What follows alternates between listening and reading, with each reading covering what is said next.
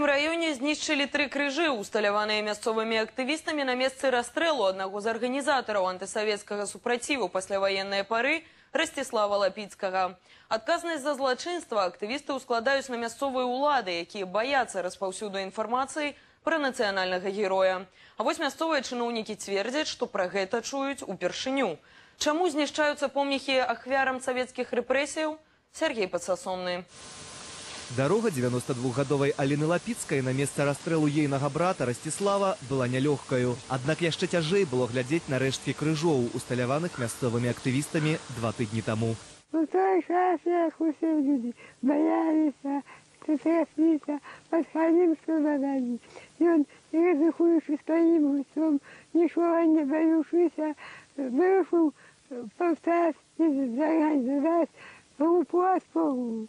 Для сённяшніх актывістаў Ростислав Лапіцкі – гэта прыклад першага праваабаронцы ў сучасным разуменні, змагара за незалежную Беларусь. Ён не пагадзіўся з савецкай акупацыяй, заснаваў антыкамуністычнае падполле. За сваю мірную дзейнасць быў асуджаны на пакаранне смерцю. Актывісты усталявалі крыжы на месцы гібелі Лапіцкага. У памяць пра яго ды сотні пакутнікаў савецкага тэрору. Аднак улады сучаснай Беларусі не гатовыя прызнаць злачынны характар камуністычнага рэжыму. Знішчэнне крыжоў і помнікаў у памяць пра загінулых – рэгулярная з'ява. Найчасцей вандалы дзеяць у мемарыяле Курапаты, аднак ніколі яшчэ міліцыя не знайшла вінаватых.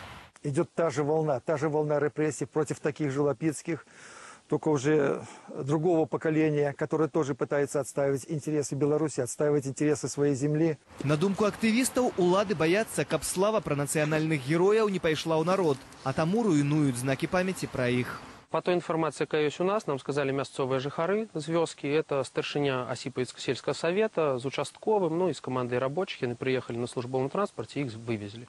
Аднак старшыня Осиповецкого сельского совету кажа, што чуе пра крыжы упершыню, як зрэшты і пра Лапіцкага. Я не знаю, кто такой Лапицкий, где он такой, кто он был. Ну нет у нас такого героя Лапицкого. Ды адказвае толькі за помнікі, якія ёсць у ягоным реестры.